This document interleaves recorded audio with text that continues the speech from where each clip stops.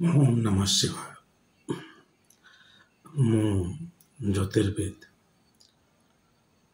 ରୁଦ୍ରପ୍ରସନ୍ନ ମହାପାତ୍ର ଭୁବନେଶ୍ୱର ଓଡ଼ିଶାରୁ କହୁଛି। ମୁଁ ନର୍ମାଲି କ'ଣ ଜ୍ୟୋତିଷରେ ମୋର କ୍ୱାଲିଫିକେସନ୍, ମୋର ଶିକ୍ଷାଗତ ଯୋଗ୍ୟତା ବି କ'ଣ, ସେଗୁଡ଼ା ଆଉ ମୁଁ କେତେ ରିସର୍ଚ୍ଚ ପେପର୍ ଲେଖିଛି, ସବୁ କ'ଣ କନଫରେନ୍ସେସ୍ ଯାଇଛି, ତା'ର କିଛି ଗୋଟେ ସାମ୍ୟକ୍ ଜ୍ଞାନ ନେବା ପାଇଁ ଆପଣ ମୋ ୱେବସାଇଟ୍କୁ ଭିଜିଟ୍ କରିପାରନ୍ତି www.rudraksjyotish.in। ଡେସ୍କ୍ରିପ୍ସନ୍ ଆପଣଙ୍କୁ ୟୁଟ୍ୟୁବ୍ ଚ୍ୟାନେଲ୍ରେ ଡେସ୍କ୍ରିପ୍ସନ୍ରେ ମିଳିଯିବ। ମୁଁ ଆପଣଙ୍କୁ କିଛି ଅନୁରୋଧ କରୁନି ଯିବା ପାଇଁ, ଏଇଥିପାଇଁ କହୁଛି ଯେ ଯଦିଓ ମୋ ସବୁ ରିସର୍ଚ୍ଚ ପେପର୍ ବିଲକୁଲ ୱେବସାଇଟ୍ରେ ଅପଲୋଡ଼ ହେଇନି ନାହିଁ, ମୁଁ ଯେଉଁ ସବୁ କନଫରେନ୍ସେସ୍ ଯାଇ ସେଠି ଅଛି, ବଟ୍ ଯାହା କିଛି ଗୋଟେ ମୋର ଲେଖାର ଆରାଉଣ୍ଡ 50% ସେଠି ଅଛି। ସେଥିରୁ ଆପଣ ଜାଣିପାରିବେ ଯେ ମୁଁ ମୋର ରିସର୍ଚ୍ଚ କ୍ୟାପାସିଟିଟା ଆଷ୍ଟ୍ରୋଲୋଜିରେ କ'ଣ, ଯାହା ମୁଁ କହୁଛି ବା କହିବାକୁ ଯାଉଛି, ସେଇଟା ମୁଁ ଏମିତି କିଛି ମନରୁ ଫାନ୍ଦିକି କିମ୍ବା କାହାଠୁ ଶୁଣିକି କିମ୍ବା କେଉଁ କାହାର କଥାକୁ ଆପଣଙ୍କ ପାଖରେ ଉପସ୍ଥାପନା କରୁନାହିଁ।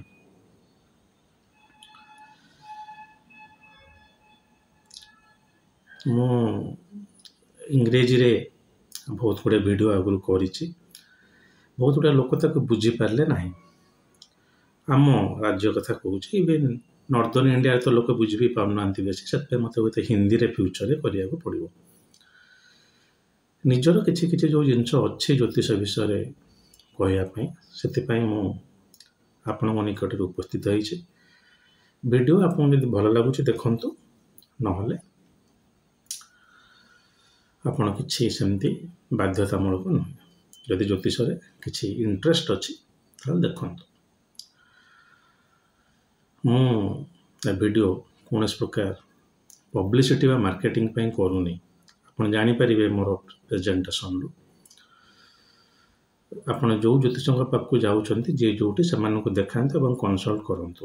ଆପଣଙ୍କର ଜ୍ୟୋତିଷକୁ ନେଇ କିଛି କିଛି ଜିନିଷକୁ ଆଉ ଟିକେ ରିଫାଇନ୍ ମୁଁ କରିବା ପାଇଁ କହୁଛି, କିନ୍ତୁ ଯାହା ମୁଁ ସବୁବେଳେ ଅନୁରୋଧ କରେ, ନିଜେ ଜାଣିବା ପାଇଁ ନିଜେ ଚେଷ୍ଟା କରନ୍ତୁ, ପଢ଼ନ୍ତୁ, ମ୍ୟାଗାଜିନ୍ ପଢ଼ନ୍ତୁ, ସେଥିରୁ ଜାଣନ୍ତୁ ଯଦି ଜାଣିବାର ଇଚ୍ଛା ଅଛି। ଯଦି ନାହିଁ ତାହେଲେ ନ ଜାଣିକି କିଛି ଗୋଟେ ଜିନିଷ କହିଦିଅନ୍ତୁନି। ଆଜି ଆମେ ଆଲୋଚନା କରିବା ଶନିଙ୍କ ଉପରେ। ମାନେ ବହୁତ ଗୋଟେ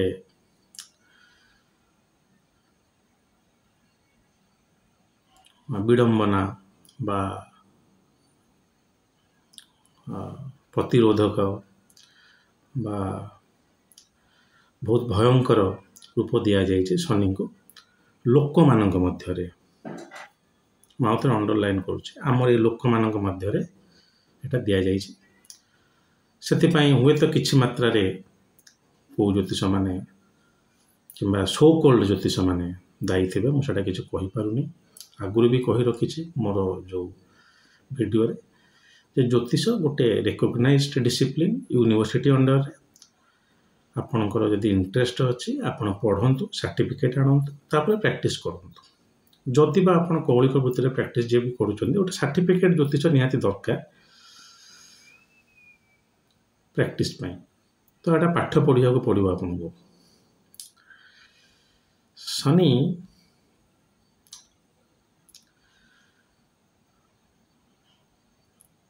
ଗୋଟେ ବଲ୍କି ପ୍ଲାନେଟ୍, ଆଉଟର ପ୍ଲାନେଟ୍। ମାନେ ଏ ଗ୍ରହଟା ଗୋଟେ ବଡ଼ ଗ୍ରହଟେ। ଆଉ ଆମର ଯେଉଁ ଆଉଟର ପ୍ଲାନେଟ୍ ଯେଉଁ କୁହାଯାଏ, କାହିଁକି ଆଉଟର ପ୍ଲାନେଟ୍ କୁହାଯାଏ, କାରଣ ଏଟା ଜ୍ୟୋତିଷ ଯେଉଁ ଆମେ ଦେଖୁ ସେଟା ସୂର୍ଯ୍ୟ ଆକ୍ଚୁଆଲି ସ୍ଥିର, ପୃଥିବୀ ବୁଲୁଛି, କିନ୍ତୁ ଆମେ ପୃଥିବୀରେ ଜନ୍ମ ହେଉଛନ୍ତି। ତ ଆମେ ପୃଥିବୀରୁ ଥାଇକି କେଉଁ ଜିନିଷଟା ମୁଭମେଣ୍ଟ ହେଉଛି ସେଟାକୁ ଦେଖୁ, ଯେଉଁଟାକୁ କୁହାଯାଏ ଜିଓସେଣ୍ଟ୍ରିକ୍ ଭ୍ୟୁ। ସୂର୍ଯ୍ୟରୁ ହେଲେ ହେଲିଓସେଣ୍ଟ୍ରିକ୍ ଭ୍ୟୁ। ତେଣୁ ସେ ପୃଥିବୀ ଠାରୁ ନେଲେ ଏଟାକୁ ଆଉଟର ପ୍ଲାନେଟ୍ ବୋଲି କନସିଡର କରାଯାଏ। ଶୁକ୍ର କିମ୍ବା ବୁଧ ଏଗୁଡ଼ା ଇନର ପ୍ଲାନେଟ୍। ଏଇଟା ହେଲା ଆଷ୍ଟ୍ରୋନୋମି। ସେ ଗୋଟେ ଗ୍ରହ ଶନି ବାହାରେ ସେଟା ଅଛନ୍ତି।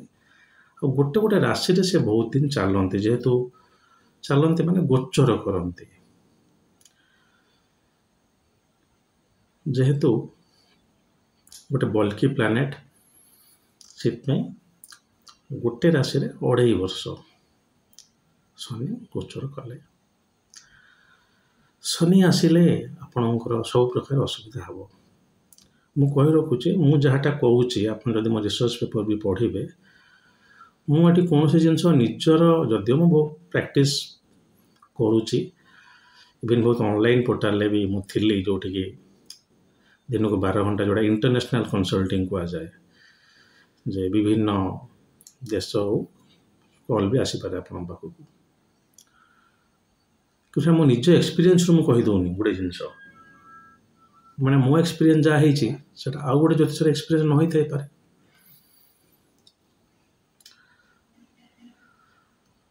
ଯାହା ବହିରେ ଲେଖା ହେଇଛି ମୁଁ କହୁଛି। ସତ କଥା ବି ଏଇଆ ଯେ କ୍ଲାସିକ୍ସ ଯଦି ଆପଣ ଦେଖିବେ, ବା ଯେଉଁଟା ଆମର କ୍ଲାସିକ୍ସ, ସେଇଥିପାଇଁ ହାଇ କ୍ୱାଲିଟି ଲିଟରେଚରକୁ କ୍ଲାସିକ୍ସ କୁହାଯାଏ, ଜ୍ୟୋତିଷର କ୍ଲାସିକ୍କୁ। ଶନିକି ଗୋଟେ ନୈସର୍ଗିକ ଅଶୁଭ ଗ୍ରହର ରୂପ ଦିଆଯାଇଛି, ମାନେ ଫେଭରେବୁଲ୍ ନୁହେଁ ନ୍ୟାଚୁରାଲି। କିନ୍ତୁ କଥା ସେଇଠି ସରୁନି। କୌଣସି ଗ୍ରହ କୌଣସି ଜାତକ ପାଇଁ ଭଲ କିମ୍ବା ଖରାପ ନୁହେଁ। ଏ ପ୍ରପୋଜିସନଟା ୟୁନିଭର୍ସାଲି ଆପ୍ଲିକେବୁଲ୍। କୌଣସି ଗ୍ରହ କୌଣସି ଜାତକ ପାଇଁ ଶୁଭ କିମ୍ବା ଅଶୁଭ ନୁହେଁ। Conditions apply. ଆପଣଙ୍କର କେଉଁ ଲଗ୍ନ ଅଛି, ସେ ଲଗ୍ନକୁ ନେଇକି ଗ୍ରହମାନଙ୍କର ଚେଞ୍ଜ ହେଇଯାଏ। ସେଇ ଗ୍ରହର ଭଲ ଫଳ ଗୁଡ଼ା ଆପଣଙ୍କୁ ଆସିଯିବ ବୋଲି କୁହାଯାଏ।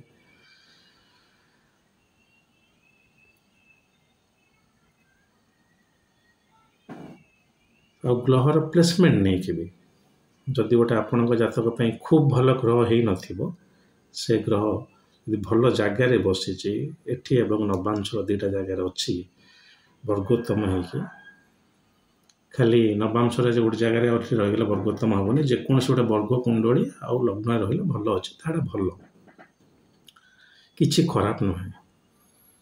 ଶନି କିଛି ଖରାପ ନୁହେଁ। ତାକୁ ୟୁନିଭର୍ସାଲି ଆମେ କେହି ଡରିବା ଉଚିତ ନୁହେଁ। ଯେକୌଣସି ଗ୍ରହ ଯଦି ଆପଣଙ୍କର 6, 8, 12 ଏଇ ଘରର ଅଧିପତି ହେଇଥାନ୍ତି ବା ଓନର ହେଇଥାନ୍ତି, କିମ୍ବା ସେଇଠି ପୋଜିଟେଡ୍ ହେଇଥାନ୍ତି, ନର୍ମାଲି ଭଲ ବୋଲି କୁହାଯାଏ ନା ଆମର ମେଟେରିଆଲିଷ୍ଟିକ୍ କଣ୍ଡିସନ୍। ଇଟ୍ ସେମ୍ ଆପ୍ଲାଏ ଟୁ ଶନି ଅଲସୋ। ଶନି ଯଦି ଆପଣ ଆପ୍ଲାଏ କରିବେ ପ୍ରିନ୍ସିପଲଟା, ତାହେଲେ ସେମ୍। ଶନି ଯଦି ଖରାପ ଘରେ ଅଛନ୍ତି ଆପଣଙ୍କର ଜାତକରେ, କିମ୍ବା ଖରାପ ଘରେ ଅଧିପତି ଅଛନ୍ତି, ତାହେଲେ ସିଏ ଏତେ ଶୁଭ ଫଳ ଦେବେନି, ବରଂ ତାଙ୍କ ଦଶା ସମୟରେ ଅଶୁଭ ଫଳ ଦେବେ। କେତେ ଫଳ ଦେବେ ସେଇଟା ଦେଖାଯାଏ ଷଡ଼ବଳରୁ। ଜାତକରେ ଷଡ଼ବଳ ବା 6-fold ଷ୍ଟ୍ରେନ୍ଥ ଅଫ୍ ପ୍ଲାନେଟ୍ ଯେଉଁଟା କୁହାଯାଏ। ମୁଁ ଟିକେ ଆଖି କଣ୍ଟାକ୍ଟ ଠିକ୍ ରହୁନି, କାରଣ ମୋବାଇଲରେ କେଉଁଠି କ'ଣ ଚାହିଁବାକୁ ପଡ଼ିବ ମୁଁ ଜାଣିପାରୁନି, ନିଜେ ସୁଟିଂ କରୁଛି ନିଜ ଚାମ୍ବରରେ ବସିକି, ତେଣୁ ସେଥିପାଇଁ ମୁଁ କ୍ଷମା ପ୍ରାର୍ଥନା କରୁଛି। ଆପଣ ଭଏସଟାକୁ ଶୁଣନ୍ତୁ, ମୁଁ ଯାହା କହିବାକୁ ଚାହୁଁଛି ସେଇଟାକୁ ବୁଝନ୍ତୁ। ତେଣୁ କିଛି ବ୍ୟସ୍ତ ହେବା ଦରକାର ନାହିଁ। ଯଦି ସେଇ ଶନି ଭଲ ଜାଗାରେ ଅଛି, ଭଲ ଫଳ ଦେବ। ମୁଁ ଆପଣଙ୍କର ଜନ୍ମ କୁଣ୍ଡଳୀ କଥା କହୁଛି, ଆଜିର ଗୋଚର କଥା କହୁନି। ବା ସକାଳୁ ପାଞ୍ଜି ଖୋଲିଦେଲେ, ପାଞ୍ଜିଟା ଆମର ଏଇ ଓଡ଼ିଆ ନାଁ, ତା ନାଁଟା ହେଲା ପଞ୍ଚାଙ୍ଗ। 5ଟା ଅଙ୍ଗ, 12 ତିଥି, ନକ୍ଷତ୍ର, ଯୋଗ ଆଉ କରଣ। ଏ 5ଟା ଜିନିଷ ମୁହୂର୍ତ୍ତ ଜ୍ୟୋତିଷରେ ନିଆଯାଏ, ଆଉ ଆକୁ ନେଇକି ପଞ୍ଚାଙ୍ଗ କରାଯାଏ। ପଞ୍ଚାଙ୍ଗ ମନେ ରଖିଥାନ୍ତୁ, ଗୋଟେ ଷ୍ଟ୍ରିକ୍ଟଲି ଆଷ୍ଟ୍ରୋଲୋଜିକାଲ ଜିନିଷ ନୁହେଁ, ସେଟା ଆଷ୍ଟ୍ରୋନୋମିକାଲ ଟ୍ରିଟିସ୍ ଗୋଟେ, ବା ଗୋଟେ ରେଫରେନ୍ସ କହିଲେ ହେବ, ଆଷ୍ଟ୍ରୋନୋମିକାଲ ରେଫରେନ୍ସ। କେଉଁ ଗ୍ରହ କେଉଁଠି କେତେବେଳେ ଚଳନ କରିବ, କେଉଁ ରାଶିରେ ରହିବ, ଅଲ୍ ମ୍ୟାଥମେଟିକାଲ କ୍ୟାଲକୁଲେସନ୍ସ, ଆଉ ଏଇଟା ଆଷ୍ଟ୍ରୋନୋମିରେ ଯାଏ। ସେଇଥିପାଇଁ पंचांग को लेकिन बेले बेले आस्ट्रोनोमर मान मध्य भी कन्फ्लिक्ट देखाई जे आम केते डिग्री देखा केते यार जो अयनांश कहतु ताकू देखिकी आस्ट्रोनोमर के भितर बेस कन्फ्लिक्ट आसी कि आस्ट्रोलोजर केवल गोटे कुंडली बनवाई पांजीर साहाय्य नियंती आ मुहूर्तटा को देखापी आज कौ कौ दिन में भल भल समय होचे आकाशर गोचर नहीं। तो से जो शनिकर गोचर बा शनि जदि आज तुला राशि अच्छा एग्जांपल नहीं कहूँ किंतु आपण जातक शनि दशा चलनी ताले शनिकर फल किसी आप पाइबेनी भल हो कि खराब हो। तेणु गोचरटा गोटे ज्योतिष को बहुत आडल्टरेटेड बहुत खराब करप्टेड करके रखे। शनि ये चलते आपंकर तुला राशि अच्छी देखिए सिमिलारली राशि की भी केवे जीवेनी शिव मुझे अधिक कहले हुए वीडियो कंट्रोवर्शियल हो कंट्रोवर्शियल माने बेले बेले गोटे बहुत सत्य जिनटा को बहुत गोटे जिन हठात आक्सेप्ट करें बट राशिफल गोटे कनसेप्ट बोली गोटे भारी अधिक बिल्कुल किसी आम क्लासिक्स ना सेटा गोटे रिसेंटली आम प्रायोरिटाइज गोटे आमे मैंने मो भाया ज्योतिष इनक्लूड करूँ सेटा गोटे जस्ट शो ऑफ कहले चलो से जहाँ भी होना कहीं राशिटा को बिल्कुल कभी प्रायोरिटाइज करेंगे आप लग्न रू शनि कौटी अच्छी जदि शनि आप जातक भल जगार अच्छी केन्द्र त्रिकोण को नॉर्मली भल कहुए 159 हाउस 14710 हाउसेस ये तीनटा यदि रहिले ताले आपनकर भल ता सहित शनि आपनकर कौ जगार अधिपति अच्छा जब ठीक अच्छे ना कि व्यस्त हबार ना आपड़ तार सुफल पाइपर शनिकर शनि हेल्ले गोटे ग्रह जी आपको आयुष दियंती आयुर कारक हेल्ले शनि स्लो मंदा बोली कहुए कि मन रखता मांदी बोली गोटे कनसेप्ट अच्छे ज्योतिष सेटा पूरा शनि सहित आसोसिएटेड नुहे मंद को नहीं किसी लोक मांदी की ये करती भर गोटे डेस्टिन मु सेमिनार प्रेजेंट करूली तो स्लो मुविंग प्लानेट सो जमी आयुषटा आम धीरे धीरे जाऊँगी 50 वर्ष 60 वर्ष आमर माने यही भौतिक जगत जदि गोटे बहुत छोट जिनस आम देखिले कस्मस किंतु एठी आम 60 70 80 वर्षटा को गोटे बहुत अधिक समय एक्सपीरियंस करिया पड़ू तो शनि को ज्येष्ठ छात्र आयु कारक कहुए शनि जातक जो भी था ना कहीं जदि अत्यधिक स्ट्रंग अच्छा सर्बल जो भी था ना कहीं जातक जोग कारक होता ना कहीं न था ना कहीं जदि शनि बहुत स्ट्रंग अच्छा सी कौटना कौटी कारकत्वटा को कहते ये लोक अधिक दिन बंचो हुए तो असुविधा किसी हो पारे जब कि आयुषटा भल तेणु आयुष कैलकुलेसन गोटे ज्योतिष बहुत प्रायोरिटाइज कराई सबू सबू ग्रंथ आपंकर लिखाई केमी गोटे लोकर आयु कैलकुलेट कर दी प्रकार हुए गोटे मैथमेटिकल आ गोटे देखिकी गोटा पता यौगिक आ गाणितिक देखिकी जोटा आम करती ग्रह गुड़ा कौटी अच्छी तो सहीटी शनिटा को आगे देखा जाए जार आयुषटा केते अदर कंडीशंस अप्लाय अष्टम घर अधिपति किए लग्न केमती अच्छी जदिव देखा मोटामोटी शनि गोटे भल पॉजिटिव जिनस शनि जदि गोटे लोक को रूल करुए बा ता लग्न रे थाए कि चंद्र लग्न रे थाए चंद्र लग्न है राशि अन्य नाम आप जो राशि बोली कहते सेटार गोटे अन्य ना है चंद्र लग्न प्राय से टर्मटा ज्योतिष बेसी यूज करा जन्म लग्न चंद्र लग्न और सूर्य लग्न तो चंद्र लग्न रे थाए कि लग्न रे थाए बेसिकाली चंद्र लग्न कहीं चंद्र लग्न रू आपंकर गोटे पर्सनालीटा जना पड़े तो चंद्र सहित राशि रे आपंकर जो ग्रहटा थी सी आपंकर मानसिकता को कंट्रोल कर क्षमता रखे एवं से ग्रहर अधिपति से राशि अधिपति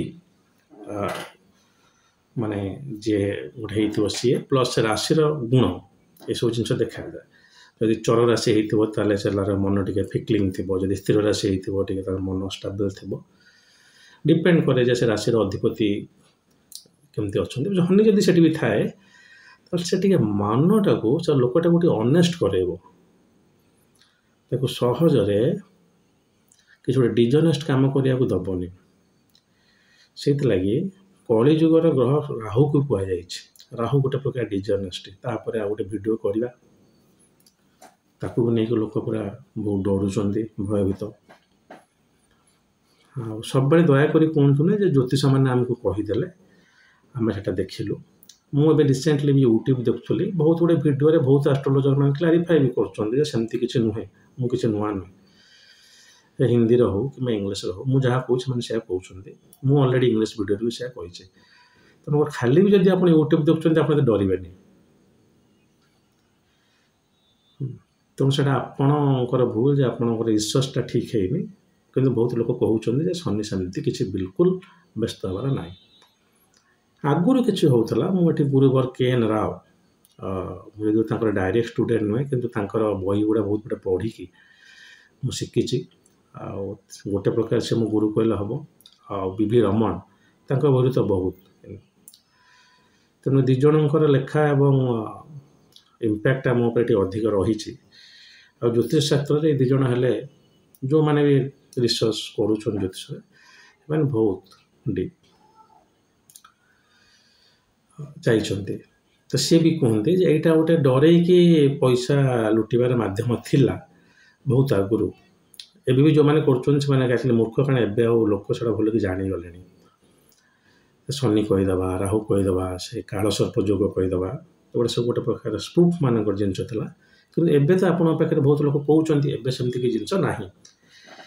କହିବାର ଉଦ୍ଦେଶ୍ୟ ହେଲା, ମୋ ପାଖକୁ ଆସୁଥିବା ବହୁତ ଲୋକ ମସିଆ କୁହନ୍ତି ସାର୍ ଶନି ଚାଲିଛି, ଶନି ଚାଲିଛି, ଶନି ଚାଲିଛି।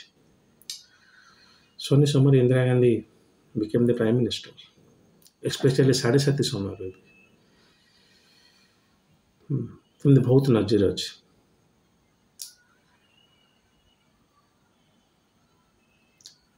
ତେଣୁ ଶନି ଆପଣଙ୍କ ଜାତକରେ ଆପଣଙ୍କୁ ଗୋଟେ ଅନେଷ୍ଟ ଲୋକ କରିବାରେ ସାହାଯ୍ୟ କରେ, ଆୟୁଷ ଦିଏ। ଆଉ ଯଦି ଲଗ୍ନରେ ଶନି ରୁହେ ଏବଂ ଶନିର ଷଡ଼ବଳ ଭଲ ଅଛି, ମାନେ ଗ୍ରହର ଯଦି ଷ୍ଟ୍ରେନ୍ଥ ନାହିଁ ବା ଷଡ଼ବଳ ନାହିଁ, ତାର କାରକତ୍ୱଟା ଟିକେ ଭଲ ମିଳେ ନା।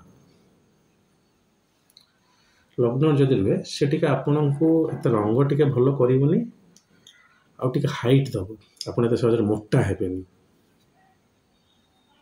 ଏଇଟା ମେଡ଼ିକାଲ ଆସ୍ପେକ୍ଟିଭ ପଏଣ୍ଟରୁ କହିଲେ, କାରଣ ଶନିଟା ଜଏଣ୍ଟସକୁ ରିଲେଟ୍ କରେ, ହାଡ଼କୁ ନୁହେଁ। ହାଡ଼ ହେଲା ସୂର୍ଯ୍ୟ।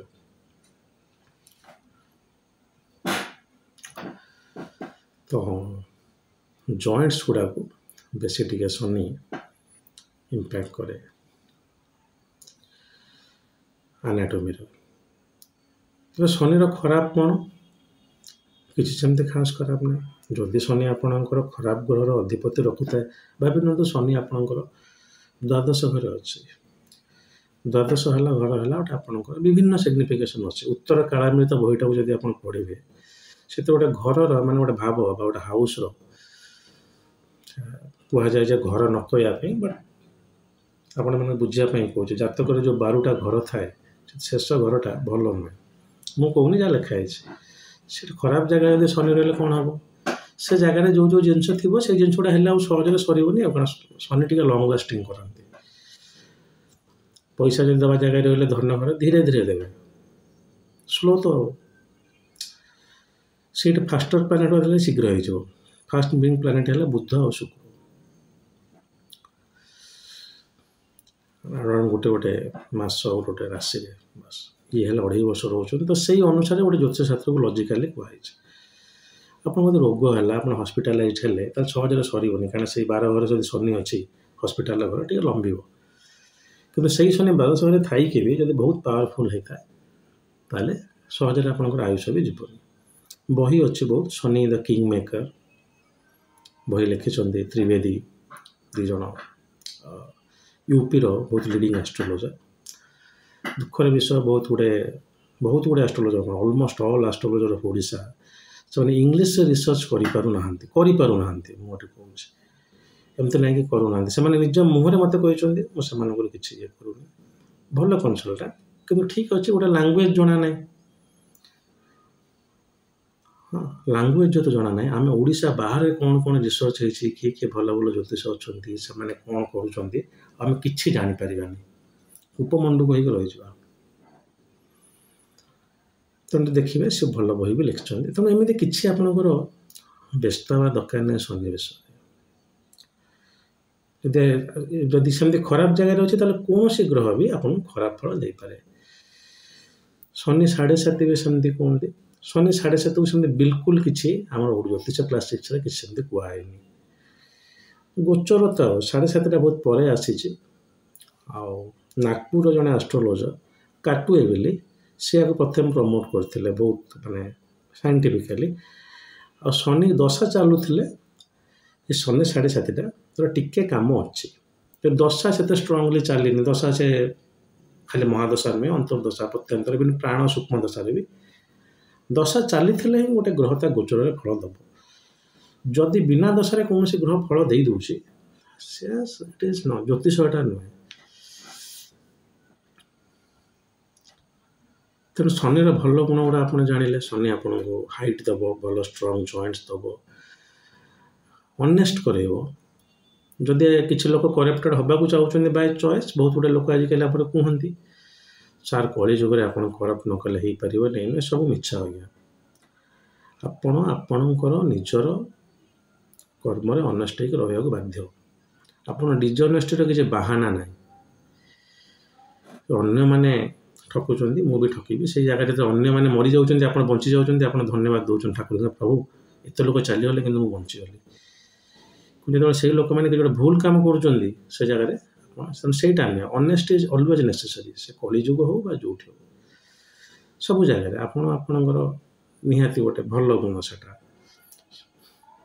ତ ସେଇଟା ଶନି ଦିଅନ୍ତି ଏବଂ ଆୟୁଷଟା ଦିଅନ୍ତି। ଗୋଟେ ଲୋକ ବଞ୍ଚିପାରିବନି ଯଦି ଶନି ନାହିଁ। ଶନି ଜାତକରେ ବହୁତ ଦୁର୍ବଳ, ବହୁତ ୱିକ୍। ସେଇଟା ଗୋଟେ ଇମିଡ଼ିଏଟ୍ ଇଫେକ୍ଟ ହେଲା କି ଚାନ୍ସ ଅଛି କି ତାର ମଧ୍ୟମ ଆୟୁ ନାହିଁ। ତ ମଧ୍ୟମ ମାନେ ଆପଣ ଧରି ନିଅନ୍ତୁ ସେଇ 40ରୁ 50 ଭିତରେ, 30ରୁ 40 ସ୍ୱଳ୍ପ, 40ରୁ 50, କିନ୍ତୁ 50ରୁ 60 କେମିତି କିଛି ନାହିଁ। 60 ପରେ ହେଇଗଲେ ଆପଣଙ୍କର ଦୀର୍ଘାୟୁ, 60ରୁ 80, 90 ଏଇଭଳିଆ। ମୁଁ ପୁରା ଆଷ୍ଟ୍ରୋଲୋଜିକାଲ ସ୍କ୍ରିପ୍ଚର ୱାଇଜ୍ ଯାଉନି, କାରଣ ସେ ଯାହା ସମୟ ଲେଖା ହେଇଥିଲା ଏବେ ଆଉ ସେଇ ସମୟଟା ଆପ୍ଲାଏ ହେବନି। ପରମାୟୁ ବି କିଛି କିଛି ଟେକ୍ସଟରେ ଲେଖା ହେଇଛି, ବେସିକାଲି କେରଳ ଜ୍ୟୋତିଷର ଟେକ୍ସଟରେ, ଆମର ନର୍ମାଲ କ୍ଲାସିକ୍ସରେ ନୁହେଁ। 100 ବର୍ଷ ସେପଟେ ଯଦି କିଏ ଗୋଟିଏ ଗ୍ରହ ଦେଇପାରିବ ସିଏ ହେଲେ ଶନି। ଅର୍ଥାତ୍ ଶନି ଆପଣଙ୍କୁ ଲାଇଫ୍ ଗିଭିଂ ଫୋର୍ସ ହେଲା। ଏ ଯେଉଁ ନେଗେଟିଭ୍ ଜିନିଷଟା ଆପଣ ରଖିଛନ୍ତି ସେଟାକୁ ଏରେଡିକେଟ୍ କରନ୍ତୁ। ଶନିଙ୍କ ପାଇଁ ଏ ପୂଜା କରିବା, ସେ ପୂଜା କରିବା। କିଛି ଦିନ ତଳେ ମୁଁ ଯାଉଥିଲି, ଯଦି ମୁଁ ଭୁବନେଶ୍ୱରରେ ରୁହେ, କଟକରେ ଯାଉଥିଲି 2-3 ଦିନ ତଳେ। ସେ ନୂଆ ବଜାର ଏରିଆ ପାଖାପାଖି। ତା ପୂର୍ବରୁ ଦେଖିଲି ଗୋଟେ ମନ୍ଦିର ହେଇଛି, ଗ୍ରହ ରାଜା ଶନି। ଶନି ଗ୍ରହ ରାଜା ନୁହନ୍ତି, ଗ୍ରହ ରାଜା ହେଲେ ସୂର୍ଯ୍ୟ। ତେଣୁ ଶନିଙ୍କ ମନ୍ଦିର ଖୋଲି ଦିଆଯାଇଛି, ଆପଣ ପୂଜା କରନ୍ତୁ। ପୂଜା କରିବାରେ କିଛି ଅସୁବିଧା ନାହିଁ। ଯେକୌଣସି ଗୋଟେ ମନ୍ଦିରକୁ ଯିବା, ସେଠି ଗୋଟେ କିଛି ହିନ୍ଦୁ ଧର୍ମରେ ଯେଉଁ ରିଚୁଆଲ୍ ଅଛି କରିବା ଦ୍ୱାରା, ମନ୍ତ୍ର କିଛି ଗୋଟେ ପଢ଼ିବା ଦ୍ୱାରା, ମନନାମ ତ୍ରାୟତେ ଇତି ମନ୍ତ୍ର, ଏସବୁ ଜିନିଷ ଆମ କଲଚରରେ ଆହୁରି ଅଧିକ ଥିଲା ଆକ୍ଚୁଆଲି। ପ୍ରତି ଗାଁ ପାଖ ଆଖରେ ସବୁ ଜାଗାରେ ନବଗ୍ରହ ପୂଜା ହେଉଥିଲା। ଏବେ ବି ଆପଣ ଯାଉନାହାନ୍ତି, ବହୁତ ଗୋଟେ ଗାଁରେ ଥିବ ସେମିତି ନବଗ୍ରହଙ୍କୁ ବର୍ଷେ। ଆଜିକାଲି ଏଟା ନବଗ୍ରହଙ୍କୁ କେହି ଜାଣିନାହାନ୍ତି। ତ ଆମ ହିନ୍ଦୁ କଲଚରରେ ଗୋଟେ ଗ୍ରହଙ୍କୁ ଦେବତା ହିସାବରେ ନିଆଯାଉଥିଲା। ଯଦିଓ ବେଦ ଗୁଡ଼ାକରେ ବେଶୀ ନକ୍ଷତ୍ରକୁ କୁହାଯାଇଛି, ଗ୍ରହ କୁହାଯାଇଛି, ମୁଁ କହିବୁନି, ମାନେ ମନା କରାହେଉନି, ଗ୍ରହ ବି କୁହାହେଉଛି। ନକ୍ଷତ୍ରକୁ ଟିକେ ଅଧିକ ଫୋକସ୍ କରାଯାଇଛି। ପ୍ରେଡିକ୍ଟିଭ୍ ଆଷ୍ଟ୍ରୋଲୋଜିଟା ଇଟସେଲ୍ଫ ନାହିଁ ବେଦରେ, ତାପରେ ଆସିଛି। ତ ବୁଝିହେଲା, ଶନିଙ୍କୁ ଡରିବାର କିଛି ଆବଶ୍ୟକତା ନାହିଁ। ଶନି ଯଦି ଆପଣଙ୍କର ଆକ୍ଚୁଆଲି କିଛି ଗୋଟେ ଖରାପ ଜାଗାରେ ଅଛନ୍ତି ଏବଂ ତାଙ୍କ ଦଶା ଆସୁଛି, ସେ ସମୟରେ ଆପଣ ଶନିଙ୍କର କାରକତ୍ୱକୁ ଫଲୋ କରନ୍ତୁ। ଡିଜଅନେଷ୍ଟ ହୁଅନ୍ତୁନି, ପ୍ରଥମ ଜିନିଷ। ଆଉ ପରିଶ୍ରମ କରନ୍ତୁ। ଯେକୌଣସି ଲୋକର ଯଦି ଶନି ତାକୁ ଗାଇଡ଼ କରୁଥାନ୍ତି ସର୍ବଳ ହେଇକି, ସେ ପରିଶ୍ରମୀ ହେବ, ବହୁତ ପରିଶ୍ରମୀ। କୁହାଯାଏ, ଆପଣମାନେ ଟିଭିରେ ଏବେ ଏଟା ଶୁଣିଥିବେ, ଏ ଆମର ଯେଉଁ ମ୍ୟାଗାଜିନ୍ ଗୁଡ଼ାକରେ ମୁଁ ଲେଖେ, ସେ ମ୍ୟାଗାଜିନ୍ ଆନାଲିସିସ୍ ବି ବହୁତ ଥର ଆମେ ଦେଖିଛୁ। ଅମିତାଭ ବଚ୍ଚନ ଯଦି ଆଜି ଏଇଠି ଅଛନ୍ତି ତାହେଲେ ଶନିଙ୍କ ପାଇଁ। ଗୋଟେ ଷ୍ଟଲୱାର୍ଟକୁ ଏକ୍ଜାମ୍ପଲ୍ ନଦେଲେ ଆପଣ ବୁଝିପାରିବେନି। ତେଣୁ ଶନି ଆପଣଙ୍କ ପାଇଁ ବହୁତ ଭଲ ଫଳ ଦେବାର ସକ୍ଷମ ଅଛନ୍ତି। ଆପଣ ଆୟୁଷଟା ସେ ଦେବେ। ଶନି ଆପଣଙ୍କ ପାଇଁ ଖରାପ ଜାଗାରେ ଥାଉ କି ଭଲ ଜାଗାରେ ଥାଉ, ଆୟୁଷଟା ହେଲା ଶନିର କାମ। ଅଷ୍ଟମ ଅଧିପତି ଯିଏ ହେଇଥିବ ସେଉଟା ଆମେ ଆୟୁଷ ଦେଖୁ, ତାର ବି କାମ, କିନ୍ତୁ କାରକ ହିସାବରେ ଶନି। ତେଣୁ କିଛି ଡରିବା ଦରକାର ନାହିଁ ଶନିକି। ଯଦି ଶନିଙ୍କର କିଛି ପୂଜା ଅର୍ଚ୍ଚନା ଏସବୁ ଜିନିଷ ଆପଣ କରୁଛନ୍ତି ଭଲ ଖରାପ ସେଟା ସବୁ ଛାଡ଼ିକି କରନ୍ତୁ, କିଛି ଅସୁବିଧା ନାହିଁ। ନବଗ୍ରହଙ୍କୁ ଡେଲି ଗୋଟେ ଠାକୁରଙ୍କ ଭିତରେ ପୂଜା କରିବାଟା କିଛି ଅସୁବିଧା ନାହିଁ। କିନ୍ତୁ ଯେମିତି କୁହାଯାଏ ନିଷ୍କାମ କର୍ମ, କୌଣସି ପୂଜା ବା ମନ୍ତ୍ର ଏସବୁ ଜିନିଷ କ'ଣ ଗୋଟେ କାମନା ରଖି କରିବେନି, କଲେ ସରିଲା। ଯେ ଆମେ ପୃଥିବୀରେ ବଞ୍ଚିଛୁ ସେଇ ପରମ ପିତାଙ୍କ ପାଇଁ, ସେଇ ଈଶ୍ୱରଙ୍କ ପାଇଁ, ତାଙ୍କ ପାଖରେ ଆମେ ଜଷ୍ଟ ଟିକେ ନମନ କରୁଛୁ, ସେଇ ସେନ୍ସରେ ଆପଣ କରନ୍ତୁ। ଆଉ ବିଚଳିତ ହେଇକି ସେ ପୂଜା କରିବା ଶନିଙ୍କର, ଇଏ କରିବା ସେ କରିବା, ମୁଁ କହୁନି କମ୍ପ୍ଲିଟଲି ଦରକାର ନାହିଁ ବୋଲି। ଯଦି ସେମିତି କିଛି ବହୁତ ସିରିୟସ୍ କଣ୍ଡିସନ୍ ଅଛି ହୁଏତ ଦରକାର ପଡ଼ିପାରେ। କିନ୍ତୁ ଯଦି ଗୋଟେ ଲୋକ ପରିଶ୍ରମ ଅଛି, ଏବଂ ସବୁବେଳେ କୁହେ ଯେ ଭାଗ୍ୟ କିଛି ନୁହେଁ ବରଂ ଆପଣ କର୍ମର ଫଳ। ସବୁବେଳେ କର୍ମ, ପୂର୍ବଜନ୍ମର କର୍ମ ଫଳ ହେଲା ଭାଗ୍ୟ। ଆପଣ ଆପଣଙ୍କ ସାଙ୍ଗ 3 ଜଣ ଗୋଟେ ଜାଗାରେ ପଢ଼ୁଥିଲେ, ସବୁ ସମାନ। ଆପଣଙ୍କ ଇକୋନୋମିକ୍ କଣ୍ଡିସନ୍, ତାଙ୍କ ଇକୋନୋମିକ୍ କଣ୍ଡିସନ୍, ଏଡୁକେସନ୍ ସବୁ ସମାନ। କିନ୍ତୁ ଜଣେ ତାଙ୍କ ଭିତରେ ଚୋର ହେଇଗଲା, ଜଣେ ତାଙ୍କ ଭିତରେ ରାଜା ହେଇଗଲା, ଆଉ ଜଣେ ତାଙ୍କ ଭିତରେ ନର୍ମାଲ ଲୋକ ହେଇକି ରହିଲା। ଏସବୁ ଜିନିଷ ଆମେ ଡେଲି କ'ଣ ଲାଇଫ୍ରେ ଦେଖୁଛୁ। ତ ସେଇଥିରୁ ଜାଣନ୍ତୁ ଭାଗ୍ୟ ଅଛି। କାହିଁକି ନା ଏ ଜନ୍ମର କର୍ମ, ଖାଲି ଏ ଜନ୍ମର କର୍ମ ନୁହେଁ, ବାଧିକା କର୍ମଣ୍ୟ ରାସ୍ତେ ମା ଫଳେଷୁ କଦାଚନ। କାହିଁକି? ଯଦି ମୁଁ କର୍ମ କରିବି ତାହେଲେ ଫଳଟା ମୁଁ କାହିଁ ପାଇବି ନାହିଁ। ଆପରେ ଆଉ କେବେ ଭିଡ଼ିଓ କରିବା। କିନ୍ତୁ ଶନିଙ୍କ ବିଷୟରେ ଯେଉଁ କଥା ଥିଲା, କେବେ ବି ଡରିବେନି। ଆଉ ଏଥିରେ ବିଲକୁଲ ଜ୍ୟୋତିର୍ବିଦଙ୍କୁ ଦୋଷ ଦେବେନି। ଯେକୌଣସି ଜ୍ୟୋତିର୍ବିଦ କହିବେ ତାଙ୍କୁ ପଚାରିବେ ଯେ ସାର୍ ଶନିଙ୍କ ଡରିବା ଏତେ ଆବଶ୍ୟକତା କ'ଣ ରହିଛି? ଶନି ମୋର ଏଇ ଖରାପ ଘରେ ଅଛନ୍ତି କି? ଶନିଙ୍କର ଦଶା ଏବେ ଚାଲିଛି କି? ଶନିଙ୍କର କିଛି ଅସୁବିଧା ହେଇଛି କି? ଯେକୌଣସି ଗୋଟେ ଆଷ୍ଟ୍ରୋଲୋଜର ରୁଲ୍ ହେଲା, ସିଏ ପ୍ରଥମେ ଗୋଟେ ଗ୍ରହର ଷ୍ଟେଟ୍ଟାକୁ ଦେଖିକି ପ୍ରେଡ଼ିକ୍ସନ୍ କରିବେ। ଖାଲି ଯଦି ସେମିତିକା ଦେଖିକି କହିଦେଉଛନ୍ତି ଆପଣଙ୍କ ଶନିର ଅସୁବିଧା ଅଛି, ସେ ଜ୍ୟୋତିଷ ନୁହେଁ। ଆଉ କ'ଣ ହେଇଥିବ ମୁଁ ଜାଣିନି। ଯେମିତି ମୁଁ କହିଲି ଜ୍ୟୋତିଷକୁ ଗୋଟେ ସ୍ୱୀକୃତି ମିଳିଛି ସରକାରଙ୍କ ତରଫରୁ ବୁଝିଛୁ। ସେଇଥିଲାଗି କିଛି ଲୋକ କ'ଣ ବିଭିନ୍ନ ପ୍ରକାର ଅକଲ୍ଟ ବିଦ୍ୟା ଅଛି ତାକୁ ଜାଣି ଯଦି ଜ୍ୟୋତିଷ ନାଁ ନେଉଛନ୍ତି, ମୁଁ ଜାଣିନି। କିନ୍ତୁ ଜ୍ୟୋତିଷର ତ ସେମିତି କିଛି ନାହିଁ। ଜ୍ୟୋତିଷ ଜିନିଷ ହେଲା ଆପଣଙ୍କର ଯେଉଁ ଜିନିଷ ଅସୁବିଧା ହେଉଛି ସେଇ ସମୟରେ ଗ୍ରହ ଦଶା ଚାଲୁଥିବାର ଅଛି। ଶନିର ଦଶା ଚାଲିନି ମାନେ ଆପଣଙ୍କୁ କେହି ଅସୁବିଧା କରିପାରିବେନି, ଶନି ଯେଉଁଠି ବି ଥାଉ। ହଉ, ଅଧଘଣ୍ଟେ ଭିଡ଼ିଓ ହେଲା। ମୋ ଭିଡ଼ିଓ ଗୁଡ଼ା ନର୍ମାଲି ଅଧଘଣ୍ଟେ। ଆଉ ଥରେ କହି ରଖୁଛି, ମୋର ଉଦ୍ଦେଶ୍ୟ ନୁହେଁ ଯେ ଆପଣ ମାର୍କେଟିଂ କରନ୍ତୁ। ସବୁବେଳେ ମନେ ରଖିଥାନ୍ତୁ, ଯେଉଁ ଜ୍ୟୋତିଷଙ୍କ ପାଖକୁ ଯାଉଛନ୍ତି ତାଙ୍କ ପାଖକୁ ଯାଆନ୍ତୁ। ସବୁବେଳେ ତାଙ୍କୁ ଶ୍ରଦ୍ଧାର ସହିତ ଜାତକ ଦେଖାନ୍ତୁ। ସେ ଯାହା କହୁଛନ୍ତି କରନ୍ତୁ। ଖାଲି ଜ୍ୟୋତିଷଙ୍କୁ ବାରମ୍ବାର ବଦଳାଇଲେ ତାର ଫଳଟା ସବୁବେଳେ ଖରାପ ହେବ। ଆପଣ କନଫ୍ୟୁଜ୍ ହେଇଯିବେ। ଗୋଟିଏ ଜ୍ୟୋତିଷଙ୍କୁ ଦେଖାନ୍ତୁ। ହଁ, ଆପଣ ଦେଖିଲେ ସେ ନାହିଁ, ସେ ଜ୍ୟୋତିଷ ଚାଲିଗଲେ କି କିଛି ଗୋଟେ ଅସୁବିଧା ଯୋଗୁଁ ଦେଖେଇ ପାଇଲେନି, ସେ ଜ୍ୟୋତିଷ ଏଠି ଥିଲେ ଆଉ ଗୋଟେ ସିଫ୍ଟ ହେଇଗଲେ, ସିଏ ଏକ୍ସେପସନ୍ ଅଲଗା। କିନ୍ତୁ ସବୁବେଳେ ଗୋଟିଏ ଜାଗାରେ ଜାତକ ଦେଖାନ୍ତୁ। ତେଣୁ ଜ୍ୟୋତିଷଟା କେବେ ବି ହେଇପାରିବନି ଯେ ମୁଁ ଯଦି କହୁଛି ମୁଁ ମାର୍କେଟିଂ ପାଇଁ। ନାହିଁ, ଆପଣ ଜିନିଷଟା ଜାଣିଥାନ୍ତୁ। କାରଣ ବହୁତ ଗୁଡ଼ା ଲୋକ ଆଜିକାଲି ଭୂସ୍ପଣ୍ଡିତ ହେଇକି ୟୁଟ୍ୟୁବ୍ ଶୁଣିକି ବି ଗୁଡ଼େ ଶିଖୁଛନ୍ତି। ତେଣୁ ଯଦି ମୁଁ ଗୋଟେ ଫୁଲ୍ ଟାଇମ୍ ଜ୍ୟୋତିଷ, ତେଣୁ ମୋର ବି ଡ୍ୟୁଟି ଅଛି, ମୁଁ କିଛି ଆୱାରନେସ୍ ଫେଳେଇବି। ତେଣୁ ଜ୍ୟୋତିଷ ଶାସ୍ତ୍ରରେ କୌଣସି ଗ୍ରହ ଖରାପ କୁହାଯାଏନି, ଶନି ସେମିତି କିଛି ଖରାପ କୁହାଯାଏନି। ହଁ, ସବୁ ଗ୍ରହ ପାଇଁ ଭଲ ଖରାପ ଅଛି। ଯେହେତୁ ଶନି ଗୋଟେ ନ୍ୟାଚୁରାଲି ବା ନୈସର୍ଗିକ ଖରାପ କୁହାଯାଏ। ମନେ ରଖିଥାନ୍ତୁ, ସୂର୍ଯ୍ୟ ବି ଗୋଟେ ନୈସର୍ଗିକ ଖରାପ, ଖାଲି ଶନି ନୁହେଁ। ମଙ୍ଗଳ ବି ନୈସର୍ଗିକ ଖରାପ। ତେଣୁ ସେମାନଙ୍କର ବି ଖରାପ ସ୍ଥାନରେ, ଖରାପ ସମୟରେ, ଖରାପ ସମୟ ମାନେ ଖରାପ ଦଶା ସମୟରେ ଯଦି ସେମାନେ ଖରାପ ଜାଗାରେ କୁଣ୍ଡଳରେ ଅଛନ୍ତି, ଖରାପ ଫଳ ଦେବେ। ଏବଂ ତା ପାଇଁ ଯାହା ଉପଚାର, ଯେହେତୁ ପୂଜା ଇଏ କରୁଛନ୍ତି, ଫଳ ତ ଆପଣଙ୍କର ମିଳିବ। ଯେହେତୁ ଆପଣ ଯେମିତି କୁହନ୍ତି, ଯଦି ବର୍ଷା ହେଉଛି ରେନକୋଟ୍ଟେ ପିନ୍ଧୁଛନ୍ତି କି ଛତାଟେ ଧରିଛନ୍ତି, ଟିକେ ତାର ରିଲାକ୍ସେସନ୍ ଆସିବ। କାହିଁକିନା କର୍ମ ନା କେବେ ବୃଥା ଯିବନି। ଆପଣ ଭାବୁଛନ୍ତି ମୁଁ କଲି କିଛି ହେଲାନି, ନା ବ୍ୟସ୍ତ ହୁଅନ୍ତୁନି। ଏ ଜନ୍ମ, ଆର ଜନ୍ମ, ତାର ଜନ୍ମ, ଆପଣଙ୍କୁ ମୁକ୍ତି ପାଉଯାଉଛନ୍ତି କି? ଆମେ ତ କେହି ମୁକ୍ତି ପାଇବା ପାଇଁ ଚେଷ୍ଟା କରିବାର ମୁଁ ଦେଖୁନି। ଆମ ପାଖକୁ ଆସିକି ପଚାରୁନାହାନ୍ତି ସାର୍ ମୁଁ କେବେ ମୁକ୍ତି ପାଇବି। ସମସ୍ତେ ଖାଲି କହୁଛନ୍ତି ଆହୁରି ଅଧିକ ମାୟା ଭିତରକୁ ପଶିବା। କିଛି ଖରାପ ନୁହେଁ, ମୁଁ ସବୁ କିଛି ଖରାପ କହୁନି। ଆପଣଙ୍କର ଡିଟାଚମେଣ୍ଟ ଭାବନା ଯଦି ଅଛି, ଆପଣ ଯେଉଁଠି ବି ଥାଇକି ସେଠି ସାଧୁ। ସଂସାର ପ୍ରତି ଯଦି ଆପଣଙ୍କର ଆଟାଚମେଣ୍ଟ ନାହିଁ, ଆପଣ ଫୁଲ୍ ସଂସାରରେ ରୁହନ୍ତୁ, ତାହେଲେ ବି ଆପଣ ସାଧୁ। ମୋଠୁ ବି ବହୁତ ବଡ଼ ସାଧୁ। ମୁଁ ନିଜକୁ ଯେହେତୁ ମୁଁ ଏଠି ନିଜର ପର୍ସନାଲ୍ ଫ୍ୟାମିଲି ନାହିଁ, ଏପର୍ଯ୍ୟନ୍ତ ତ ନାହିଁ। ତେଣୁ ଆପଣ କହିବେ ସାର୍ ଆଉ ଆପଣ ସେଇଭଳିଆ ସିଚୁଏସନ୍ ନାହିଁ। ଯେକୌଣସି ଲୋକ ଯଦି ତାର ସଂସାର ପ୍ରତି ଆଟାଚମେଣ୍ଟ କମ୍ ତାହେଲେ ସେ ଜଣେ ସାଧୁ। ଏବଂ ଏଇସବୁ ସିଚୁଏସନ୍ରେ ମନେ ରଖିଥାନ୍ତୁ ଆପଣ କର୍ମଟା କେବେ ବୃଥା ଯିବନି।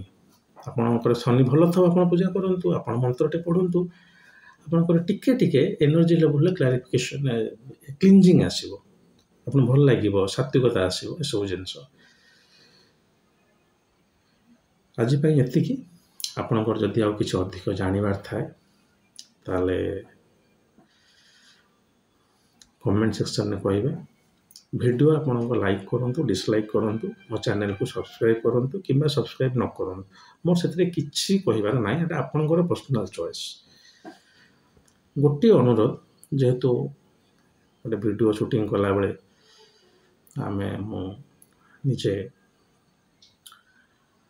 କିଛି ପରିଶ୍ରମ ଦେଉଛୁ ଏବଂ ନିଜର ଜ୍ଞାନକୁ ଏଠି ଆମେ କହୁଛୁ, ଦ୍ୟାଟ୍ କୌଣସି ମାନେ ପାରିଶ୍ରମିକରେ ନୁହେଁ।